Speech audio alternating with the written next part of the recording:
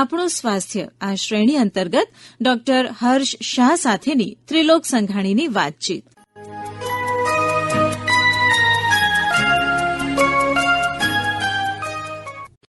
નમસ્કાર મિત્રો, આપનું સ્વાગત અને આજના આપણા અતિથિ, આપણા આજના એક્સપર્ટનું સ્વાગત કરી. આજે ફરી એકવાર આપણી સાથે છે ડોક્ટર હર્ષ શાહ. ડોક્ટર હર્ષ, આપને નમસ્કાર. નમસ્કાર મિત્રો. ડોક્ટર હર્ષ શાહ છે અમદાવાદના જાણીતા તબીબ છે. તેઓ ઓન્કોલોજીસ્ટ છે, ઓન્કો સર્જન છે, એટલે કે કેન્સરના સર્જન છે, અને ખાસ કરીને પેટના જે કેન્સર થતું હોય એના તેઓ નિષ્ણાત તબીબ છે. સર, આપનું સ્વાગત ફરી એકવાર આકાશવાણી સ્ટુડિયોઝમાં. અને આજે આપણે ખાસ કરીને આપણે માર્ચ મહિનો જે કોલોન કેન્સરનો મનાવીએ છીએ, કોલોન કેન્સરના અવેરનેસ સંદર્ભમાં મનાવીએ છીએ, એ સંદર્ભમાં આપણે થોડી વાત કરવાની છે. હવે લેમેનની ભાષામાં, એટલે બોલચાલની ભાષામાં આપણે જેને આંતરડાનું કેન્સર કહીએ, એ આપણે કોલોન કેન્સર આપની ભાષામાં આપણે કહીએ. તો સર, કોલોન કેન્સર શું છે, એટલે કે આંતરડાનું કેન્સર શું છે, અને એના લક્ષણો શરૂઆતના કયા કયા હોય છે, એનાથી આપણે શરૂઆત કરીએ. આંતરડું એટલે કે બે ટાઈપના આંતરડા હોય. એક હોય નાનું આંતરડું અને એક હોય મોટું આંતરડું. આપણે અત્યારે નાના આંતરડાના કેન્સર વિશે વાત નથી કરી રહ્યા, કારણ કે એ બહુ ઓછું કોમન છે. અને મોટું આંતરડુંનું કેન્સર એટલે આપણે એને કોલોરેક્ટલ કેન્સર કહીએ, એટલે મોટું આંતરડું અને મળાશય. જી, એ બંને ભેગા એક જ ટાઈપના કેન્સરમાં ગણવામાં આવે છે, કારણ કે એના લક્ષણો પણ સમાન છે, એમની ટ્રીટમેન્ટ પણ સમાન છે. એટલે હવે આપણે એની લક્ષણોની વાત કરીએ તો જે સૌથી સામાન્ય લક્ષણ છે એ છે મળમાં લોહી પડવું. હવે મળમાં લોહી પડવાના ઘણા કારણો હોઈ શકે, જેમાં સૌથી મુખ્ય કારણ જોવા જઈએ તો પાઇલ્સ એટલે કે મસા હોય છે. પરંતુ મસાનું એક સ્પેશિયલ કેરેક્ટરિસ્ટિક હોય છે કે આપણે જ્યારે મળ પાસ કરતી વખતે જોર કરીએ ત્યારે લોહી પડતું હોય. પણ મોટા આંતરડા કે મળાશયના કેન્સરમાં જોર કર્યા વગર પણ લોહી પડતું હોય છે. હવે બીજા લક્ષણોની વાત કરીએ તો ઘણા સામાન્ય લક્ષણો એવા હોય છે કે પેટમાં દુખાવો થવો, પેટ ભારે થઈ જવું, પેટમાં આટી ચડવી, કબજિયાત થવી, ડાયરિયા થવા. હવે આ બધા લક્ષણો ઘણા બધી બીમારીઓમાં થઈ શકે. એટલે એવું નથી કે આવા કોઈ લક્ષણ આપણને હોય તો મોટા આંતરડાનું કેન્સર હોય.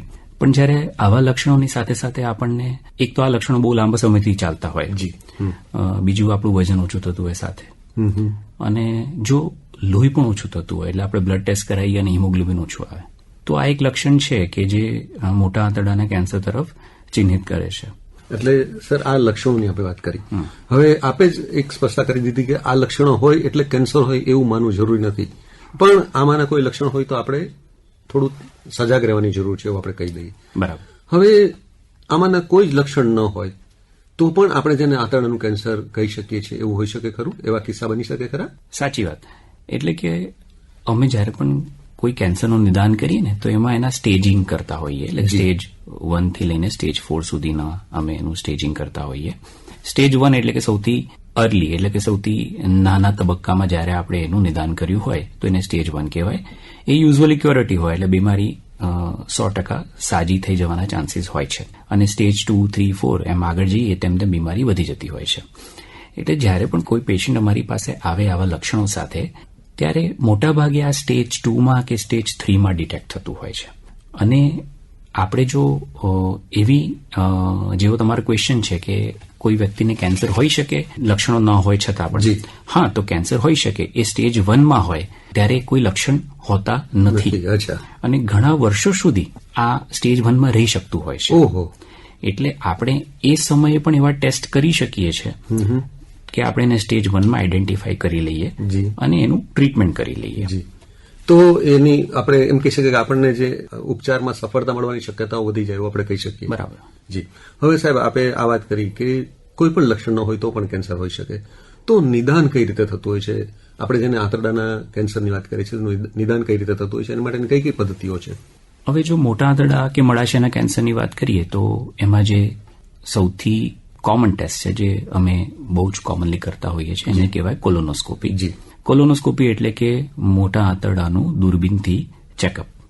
એટલે એક દૂરબીન મૂકીને મોટા આંતરડાને અંદરથી ચેક કરવામાં આવે, એની અંદરની ત્વચાને ચેક કરવામાં આવે, અને એમાં થયેલી કોઈ ગાંઠો કે કેન્સર રૂપ ગ્રોથને આઈડેન્ટિફાઈ કરવામાં આવે, એમાંથી બાયોપ્સી લેવામાં આવે, અને એ બાયોપ્સીને આપણે લેબોરેટરીમાં સબમિટ કરીએ, અને એનાથી એનું કન્ફર્મેશન થતું હોય છે કે કેન્સર છે કે નહીં. હવે આપણે કેટલાક ટેસ્ટ એવા છે કે જેને આપણે ઇનડાયરેક્ટ ટેસ્ટ કહીએ. કોલોનોસ્કોપી એક ડાયરેક્ટ ટેસ્ટ છે, એટલે કે તમે સીધું કેન્સરને તરફ તમે દૂરબીન મૂકીને એને ચેક કરી રહ્યા છો. કેટલાક ટેસ્ટ ઇનડાયરેક્ટ છે. ઇનડાયરેક્ટનો મતલબ એવો કે એનાથી આપણને કેન્સરની પ્રેઝન્સ છે કે નહીં એનો અંદાજો આવે. એટલે કે હવે જેમ કે આપણે લક્ષણોની વાત કરી હતી કે આપણે સૌથી પહેલું લક્ષણ કીધેલું કે મળમાં લોહી પડવું એ સૌથી કોમન લક્ષણ છે. તો આપણે જો એ મળમાં લોહીનો ટેસ્ટ કરી લઈએ તો પછી આપણે અંદાજો આવી શકે કે જો મળમાં લોહી પડતું હોય તો કેન્સર હોઈ શકે. એટલે એ જે મળના ટેસ્ટ છે એમાં ઘણા પ્રકારના ટેસ્ટ છે. એમાં તમને સાયન્ટિફિક નામની વાત કરું તો એમાં FOBT, FIT અને કોલોગાર્ડ કરીને ઘણા બધા ટેસ્ટ અવેલેબલ છે. પણ આપણા ભારતમાં જે કોમનલી અવેલેબલ ટેસ્ટ છે એ છે FOBT, that is faecal occult blood test, એટલે કે સ્ટૂલની અંદર ઓકલ્ટ બ્લડને ટેસ્ટ કરવું. એક બીજો ટેસ્ટ છે જે આપણે બહુ કોમનલી જાણીએ છીએ અને CT સ્કેન કહેવાય. આમાં એક વિશિષ્ટ પ્રકારનો CT સ્કેન થતો હોય છે, એને આપણે CT કોલોગ્રાફી કહીએ છીએ. અમારી શબ્દમાં એક વર્ચ્યુઅલ કોલોનોસ્કોપી શબ્દ પણ છે આની માટે. એટલે આ ટેસ્ટ પણ ઇનડાયરેક્ટ ટેસ્ટ છે, એટલે કે આપણે આ CT સ્કેન કરીએ કે પછી સ્ટૂલમાં બ્લડનો ટેસ્ટ કરીએ તો એમાં જો કંઈક પોઝિટિવ આવે તો આપણે પછી નિદાન કરવા માટે કોલોનોસ્કોપી તો કરવી જ પડશે. બરાબર. એટલે હું તમને બ્રોડલી વાત કરું તો આપણા આ જે ટેસ્ટ છે ને એને હું એવું કહીશ કે એક ટેસ્ટ છે જેને આપણે જે દર્દીને કોઈ લક્ષણો છે એના માટે આપણે યુઝ કરવું હોય તેમાં કોલોનોસ્કોપી જ યુઝ કરવું જોઈએ. એટલે કોઈ દર્દીને જે લક્ષણો હોય તો સીધું કોલોનોસ્કોપી કરીને આઈડેન્ટિફાય કરવાનું હોય. પણ તમે જેવી વાત કરી કે કેટલાક વ્યક્તિઓને લક્ષણો નથી છતાં પણ એને ટેસ્ટ કરાવો છે, તો આ જે છે એ પદ્ધતિને સ્ક્રીનિંગ કહેવાય. એટલે સ્ક્રીનિંગનો શબ્દ કેન્સર જગતમાં એવો છે કે કેટલાક કેન્સરો માટે આપણે સ્ક્રીનિંગ કરતા હોઈએ કે કેન્સરને પહેલેથી જ આઈડેન્ટિફાય કરી લઈએ એને આગળ વધતા પહેલા. તો એ કોલોન કેન્સરમાં સ્ક્રીનિંગ રેકમેન્ડેડ છે. એવું કહેવામાં આવે છે કે 45 યર્સ 45 વર્ષથી ઉંમરથી મોટી દરેક વ્યક્તિએ એક વખત કોલોનોસ્કોપી કરાવવી જોઈએ 10 વર્ષે. અને જો કોલોનોસ્કોપી ના કરાવી હોય તો બીજા બધા ટેસ્ટ પણ છે જે આપણે ઇનડાયરેક્ટ ટેસ્ટ કીધા. એમાં જે સ્ટૂલના ટેસ્ટ છે એ દર વર્ષે એક વખત કરવો જોઈએ. CT કોલોગ્રાફી એ દર 5 વર્ષે એક વખત કરવું જોઈએ. પણ જો આમાંથી કોઈ પોઝિટિવ આવે તો કોલોનોસ્કોપી તો કરવી જ પડે. સો આ બધી વસ્તુઓ જે સ્ક્રીનિંગ છે એ સ્ક્રીનિંગમાં આપણી પાસે ઘણા બધા ઓપ્શન્સ છે. અને એટલે આપણે સ્ક્રીનિંગ માટે કહ્યું કે 45 વર્ષની એજ હોય તો આપ સ્ક્રીનિંગ કરાવો એ હિતાવહ છે અથવા તો સલાહભર્યું છે એવું આપ પરિવાર કહેશો? સલાહભર્યું તો છે જ. ઇવન જે બહારના દેશો છે ત્યાં તો આ વસ્તુ મેન્ડેટરી છે, એટલે કરાવવું જ પડે. ફરજિયાત છે. અચ્છા, હવે સર હવે આપણે કોલોનોસ્કોપીની થોડી વધુ વિગતથી વાત કરીએ તો કોલોનોસ્કોપી માટે જે દર્દી હોય એને કઈ રીતે તૈયાર કરવામાં આવે છે, એને શું કરવું જોઈએ શું ન કરવું જોઈએ એની પર થોડી માર્ગદર્શન આપશો? કોલોનોસ્કોપી બેઝિકલી તમે એક ડોક્ટરની દ્રષ્ટિએ વિચારો તો મારે જો દૂરબીન મૂકીને મોટા આંતરડાને ચેક કરવું હોય તો મારાથી એ ટેસ્ટ સારી રીતે ત્યારે જ થઈ શકે જ્યારે મોટું આંતરડું કમ્પ્લીટલી ખાલી હોય. તો ટેસ્ટ પહેલા દર્દીને દવા આપીને પેટ પૂરું સાફ કરવામાં આવે અને દર્દીને લિક્વિડ ડાયટ પર રાખવામાં આવે. ઇનફેક્ટ 8 થી 10 કલાક સુધી તો મોઢાથી પછી કશું જ અલાઉ નથી કરતા હોતા. અને એક વખત પેટ સાફ થઈ જાય એના આપણે 4 કલાક પછી આ ટેસ્ટ કરતા હોઈએ. એમાં દર્દીને એક દવા આપીને ઊંઘાડી દેવામાં આવે છે, એટલે સિડેશન કહેવાય અમારી લેંગ્વેજમાં, જેમાં આપણે ગુદાના મારફતે એક દૂરબીન અંદર મૂકવામાં આવે છે. દૂરબીન ઘણું પતલું દૂરબીન હોય છે, એનાથી જનરલી કોઈ તકલીફ નથી થતી હોતી. ટેસ્ટ યુઝ્યુઅલી 15 થી 20 મિનિટ જેવો ચાલતો હોય છે અને જેમાં એક ડોક્ટર જે છે એ CO2 ગેસનો યુઝ કરીને મોટા આંતરડાને ફૂલાવે છે અંદરથી અને એના દરેકે દરેક સેન્ટીમીટરને બહુ ચોકસાઈથી ચેક કરે છે. મોટું આંતરડું લગભગ 1.5 મીટર જેવી લાંબુ હોય, એટલે આ પ્રોસેસ નોર્મલી 15 થી 20 મિનિટ તો મિનિમમ લાગતા જ હોય છે. પ્રોસિજર પછી આપણે દર્દી હોશમાં આવી જાય એના 1-2 કલાક પછી એને મોઢાથી લિક્વિડ ડાયટ અને સોફ્ટ ડાયટ ચાલુ કરી દેવામાં આવે છે. અને એની આપણે જે રૂટીન વર્ક છે એ કરી શકે પછી? હા, 2 કલાક પછી રૂટીન વર્ક જોબ જોઈન કરી શકતા હોય છે. હવે આ ડિટેક્શનની પણ આપણે વાત કરી. હવે સાહેબ આપણે ઉપચારની પણ થોડી વાત કરી દઈએ તો આંતરડાને કેન્સર થતું હોય તો એમનો ઉપચાર પદ્ધતિ કઈ કઈ પ્રકારની આપણી પાસે અત્યારે ઉપલબ્ધ છે?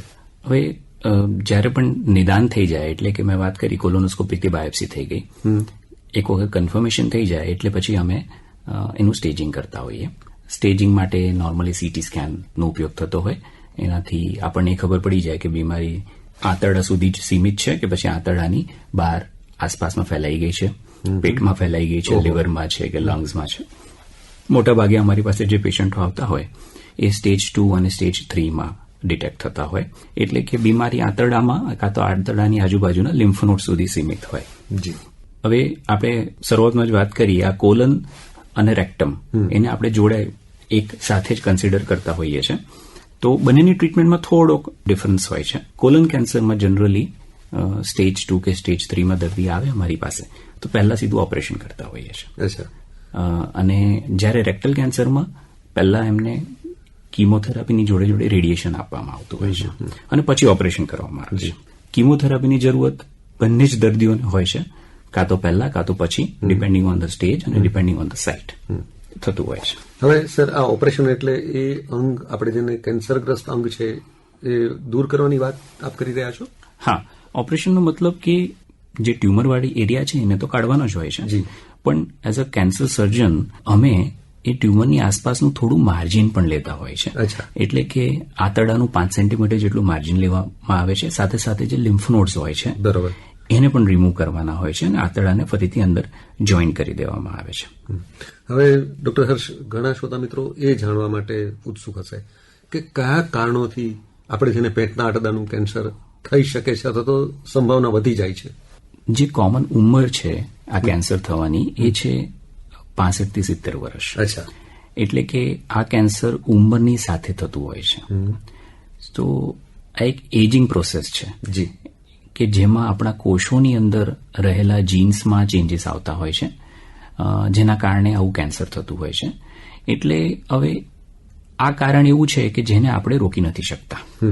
પણ હવે અમે જોઈએ છીએ કે ઘણા યંગ એટલે કે યુવા વ્યક્તિઓમાં પણ આ કેન્સર જોવા મળે છે, જેમ કે 35-40 વર્ષની ઉંમરે પણ આ કેન્સર અમે જોઈએ છે. એના જો આપણે કારણોની વાત કરીએ તેમાં એક સૌથી મોટું કારણ છે આનુવાંશિક કારણ. એટલે કે જે વ્યક્તિઓને ફેમિલીમાં કોઈને યંગ એજમાં કેન્સર થયું હોય, ખાસ કરીને મોટા આંતરડાનું, ગર્ભાશયનું કે અંડાશયનું કેન્સર થયું હોય, તો એવી વ્યક્તિઓની ફેમિલીમાં એટલે કે ફર્સ્ટ ડિગ્રી અને સેકન્ડ ડિગ્રી રિલેટિવ્સમાં જો આ કેન્સર થયું હોય તો આપણને આ કેન્સર થવાની શક્યતા વધારે હોય છે. બીજું જે આજકાલ બહુ મહત્વનું છે એ છે મેદસ્વીતા, નિષ્ક્રિય જીવનશૈલી, ધૂમ્રપાન. આ બધા કારણોથી પણ આ કેન્સરનું રિસ્ક વધી જતું હોય છે.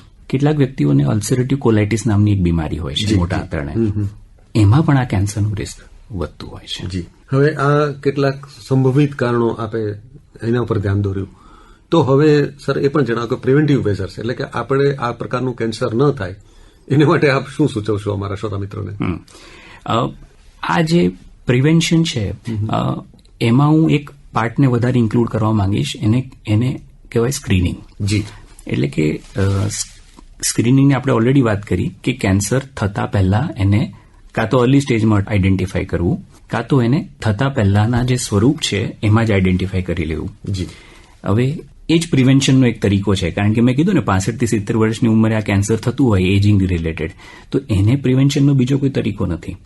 એટલે એવું કહેવાય કે 45 વર્ષથી મોટી વ્યક્તિએ દર 10 વર્ષે કોલોનોસ્કોપી કરાવવી જોઈએ. હવે હું આને કેમ 10 વર્ષનો સમય અને આ સ્ક્રીનનું કેમ મહત્વ છે એના વિશે પણ વાત કરીશ.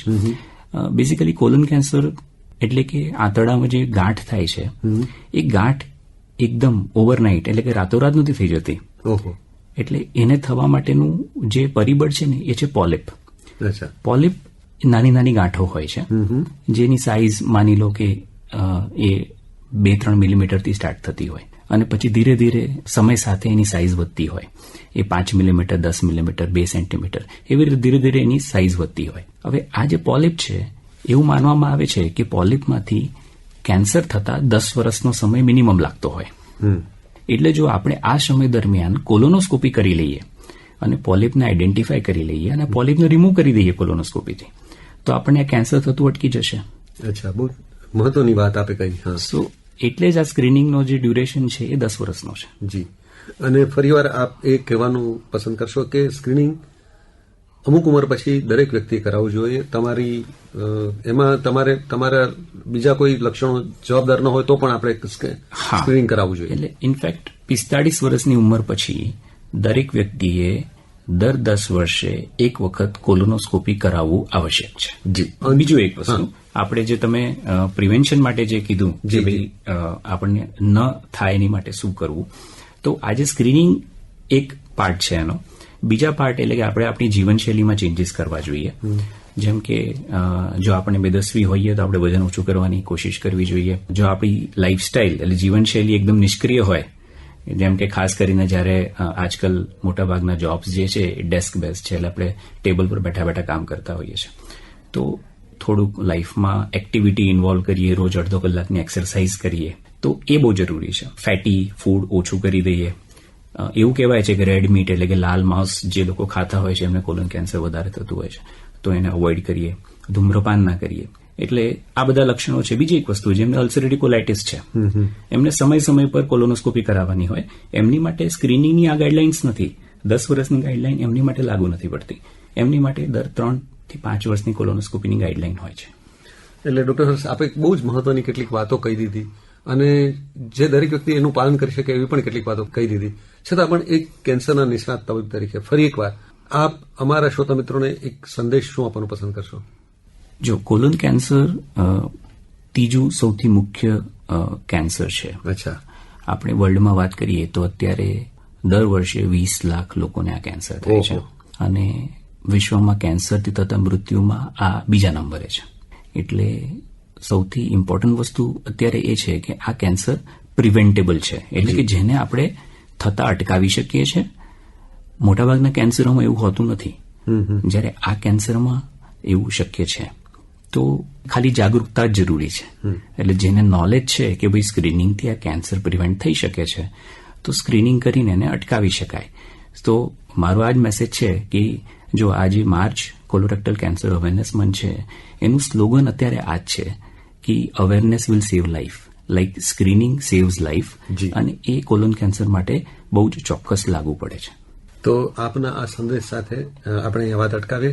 આપે બહુ જ મહત્વની કેટલીક વાતો કરી, બહુ સરળ ભાષામાં વાતો કરી અને આપના વ્યસ્ત સમયમાંથી આપે અમારા શ્રોતા મિત્રો માટે આ સમય ફાળવ્યા બદલ આપનો હાર્દિક આભાર.